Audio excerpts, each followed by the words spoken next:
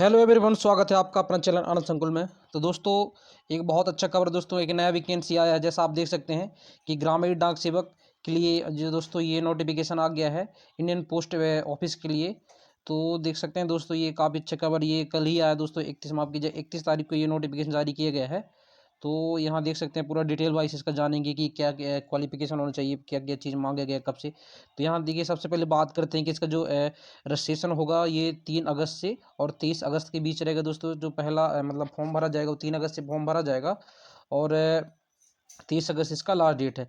वहीं फॉर्म जो है करेक्शन करने का या सुधार करवाने वगैरह का 24 तारीख से 26 अगस्त तक के बीच रहेगा दोस्तों। हालांकि इसका लिंक आज एक्टिवेट नहीं हुआ है, तो देखेंगे जैसे इसका लिंक एक्टिवेटेड हो जाता है तो मैं आपको पूरा स्टेप बाय स्टेप बता दूंगा कि किस प्रकार से फॉर्म भरना है। इसके अलावा यहाँ देखिए दोस्तों, सैलरी कितनी है, जो कि सब लोग जानने की उत्सुक रहते हैं कि इसकी सैलरी कितनी है। तो इसके पहले दोस्तों मैं मोटा मोटा बता दूं कि ये 10th बेस पे रहता है। काफ़ी लोग इसके बारे में जानते हैं, जो लोग नए हैं तो वो भी जान लें कि जो ये ग्रामीण डाक सेवक के लिए भर्ती होता है ये 10वीं बेस पे होता है दोस्तों। आपका 10वीं जितने परसेंट रहता है उसके बेस पे जो इसका मेरिट लिस्ट बनाया जाता है, और जिनका मेरिट लिस्ट में नाम आ जाता है उनका सिलेक्शन हो जाता है। इसमें कोई एग्जाम वगैरह नहीं होता। तो यही है। फिर इसके देखिए यहाँ सैलरी दे दिया गया है। ये BPM है दोस्तों, इसका मतलब ये होता है ब्रांच है पोस्ट मैनेजर। तो इसकी जो सैलरी है दोस्तों देख सकते हैं आप, 12 से 29,380 रुपये सैलरी है इसके लिए। वहीं ABPM या डाक सेवक की दोस्तों 10,000 से 24,470 की सैलरी है। चूँकि दोस्तों आप जानते हैं इसका कोई एग्जाम वगैरह नहीं होता, डायरेक्ट सिलेक्शन हो जाता है आपका 10वीं के परसेंटेज बेस पे। जितने भी आपके 10th क्लास में आपकी जितना परसेंट रहेगा उसके हिसाब से इसका मेरिट लिस्ट बन जाता है।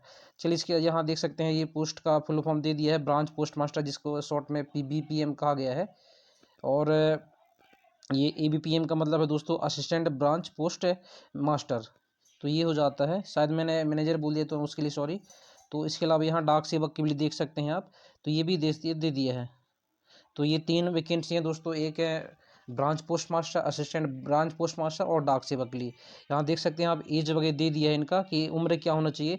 तो मिनिमम जो है दोस्तों 18 वर्ष के हैं तो आप फॉर्म भर सकते हैं, और मैक्सिमम 40 वर्ष तक जिनके भी होंगे तो वो लोग फॉर्म भर सकते हैं। इसके अलावा कुछ है, एज में छूट भी दे दी है। जैसा आप जानते हैं कि दूसरी एग्जाम में भी इसकी तरह इसमें भी छूट दे दी है। जैसा आप देख सकते हैं यहाँ SC या ST वालों के लिए दोस्तों 5 साल अर्थात 45 साल तक फॉर्म, मतलब जिनकी उम्र 45 साल तक है वो लोग फॉर्म भर सकते हैं। इसके अलावा OBC के लिए 3 साल की छूट दे दी है, अर्थात पिछड़ा वर्ग के लिए।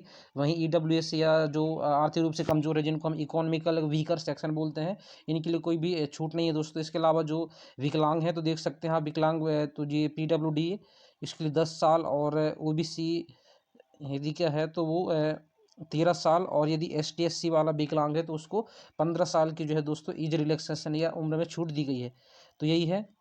इसके अलावा देख सकते हैं, मैं इसका दोस्तों नोटिफिकेशन जो है ये PDF है अपने टेलीग्राम लिंक पे दे दूंगा, तो आप वहां से डाउनलोड करके देख सकते हैं। इसके अलावा चलिए हम बात करते हैं इसका जो शैक्षणिक योग्यता या क्वालिफिकेशन क्या क्या होना चाहिए, कौन कौन लोग इसका फॉर्म भर सकते हैं। तो यहाँ देखिए दोस्तों, एजुकेशन क्वालिफिकेशन दे दी है। यहाँ देखिए इसमें बोला कि secondary school examination pass certificate of 10th standard having passed in mathematics and English. तो यहाँ देखिए दोस्तों 10वीं पास होना चाहिए, और उसमें दोस्तों कम से कम मतलब ये कंपलसरी विषय दे दिया है मैथमेटिक्स अर्थात गणित और अंग्रेजी। ये दोस्तों कंपलसरी यहाँ देख सकते हैं कि having been studies as a compulsory आप इलेक्टिव सब्जेक्ट। तो 2 ये विषय कंपलसरी होना चाहिए, मैथमेटिक्स और इंग्लिश। ये जिन लोग के नहीं है लोग फॉर्म नहीं भर सकते हैं।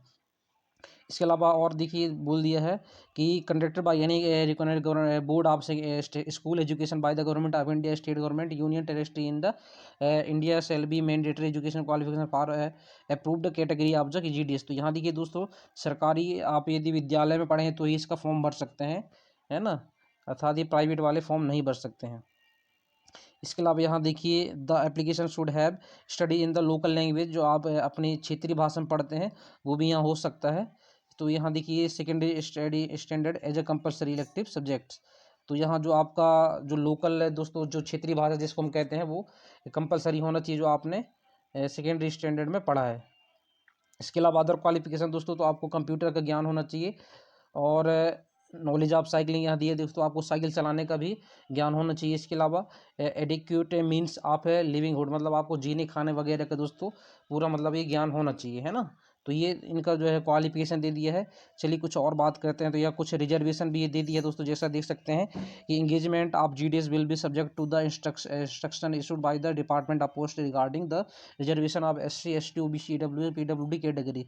तो इनके लिए भी दोस्तों यहाँ रिजर्वेशन दे दिया है। जैसा आप जानते हैं कि मान के लिए 100 सीट होता है दी, तो उसमें जो है एससी वालों के लिए कुछ सीट होता है, एसटी वालों के लिए कुछ सीट दे दिया जाता है, चूँकि ये दोस्तों ये रिजर्व या आरक्षित श्रेणी कहलाते हैं। चलिए, तो ये हो गया दोस्तों रिजर्वेशन की बात है। इसके अलावा यहाँ देखिए, इसके अलावा और कुछ दे दिया है, तो ये आप सब पढ़ लीजिएगा।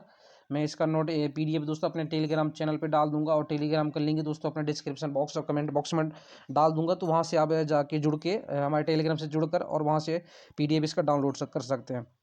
इसके अलावा यहाँ देखिए हाउ टू अप्लाई, तो आवेदन कैसे करें, तो ये पूरा दे दिया है दोस्तों। यहाँ देखिए इन्होंने बोल दिया कि इंडिया पोस्ट GDS online.gov.in पे दो आपको यहाँ ये वेबसाइट विजिट करना है और ऑनलाइन इसका फॉर्म भरना है। इसका दोस्तों ऑफलाइन फॉर्म नहीं भरा जाता है, ठीक है। चलिए, सिलेक्शन क्राइटेरिया देखें तो मतलब आपको सिलेक्शन या आपका जो सिलेक्शन की क्या क्या क्राइटेरिया होनी चाहिए, तो यहाँ देखिए दोस्तों, the application will be short list for engagement on the basis of system generated merit list. तो दोस्तों ये ऑनलाइन के द्वारा जो है जनरेट होगा मेरिट लिस्ट आपका, और वहीं से आपको शॉर्ट लिस्ट किया जाएगा, मतलब सभी नामों का शॉर्ट लिस्ट किया जाएगा सिस्टम के द्वारा।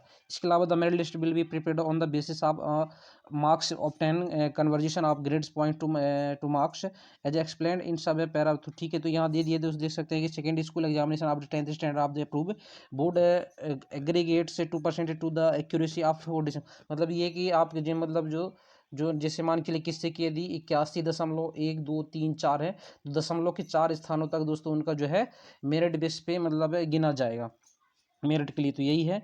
इसके अलावा यहाँ थर्ड पॉइंट देखिए कि क्या दिया है कि फॉर एप्लीकेशन सेकेंडरी स्कूल है 10th standard marksheet containing the marks as mention in each subject marks in grade point both, ठीक है ना। तो ठीक है, their total marks will be worked out by taking into account the marks obtain in the all compulsory and relative objects, ठीक है।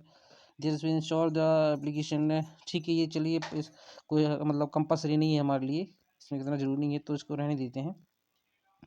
और यहाँ देखिए कुछ और दे दिया है दोस्तों, ये जैसे जिन लोग के दिए जैसे CGPA वगैरह दिया रहता है या ग्रेड दिया रहता है, क्योंकि जिन कई मतलब बोर्ड में ऐसा होता है दोस्तों कि वहाँ मार्क्स नहीं दिया जाता, ग्रेड दे दिया जाता है। तो ग्रेड को कैसा काउंट करेंगे, तो दोस्तों जिनका देखो जी देखिए, जिनका जो है A1 कैटेगरी होगा उनको 10 ग्रेड पॉइंट माना जाता है, तो यहाँ मल्टीप्लीकेशन फैक्टर 9.5 माना जाएगा। E2 में दोस्तों 9 ग्रेड पॉइंट जो 9 दिया जाएगा, और जो मल्टीप्लीकेशन फैक्टर वो 9.5। तो इस प्रकार से यहाँ पूरा जानकारी दे दी है, आप देख सकते हैं। इसके अलावा ये ठीक है, तो यही है दोस्तों, और कुछ नहीं है, बाकी हमारे लिए कुछ ज़्यादा ज़रूरी नहीं है। चलिए और देखते हैं पोर्टेट ऑफ इंस्ट्रक्शन,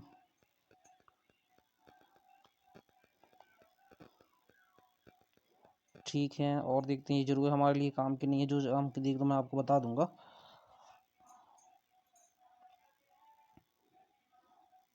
यहाँ देखिए दोस्तों, रजिस्ट्रेशन के लिए बोल दिया है, यदि आपको इसका ऑनलाइन रजिस्ट्रेशन करना होगा STP, देखिए यहाँ इस वेबसाइट पे आपको जाके विजिट करना होगा, इंडिया पोस्ट GDS online.gov.in।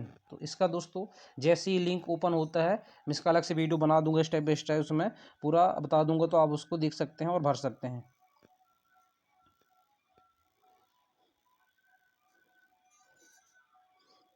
इसके अलावा यहाँ देखिए पेमेंट कितना भरना है करना है दोस्तों, तो 100 रुपये is to be paid by the application for the all post notified choice division, how payment is fees examinator five all. तो दोस्तों ये जो ST/SC PWD है उनके लिए दोस्तों फीस नहीं लगेगा, यहाँ ये भी दे दिया है ना, तो ये ठीक है सब।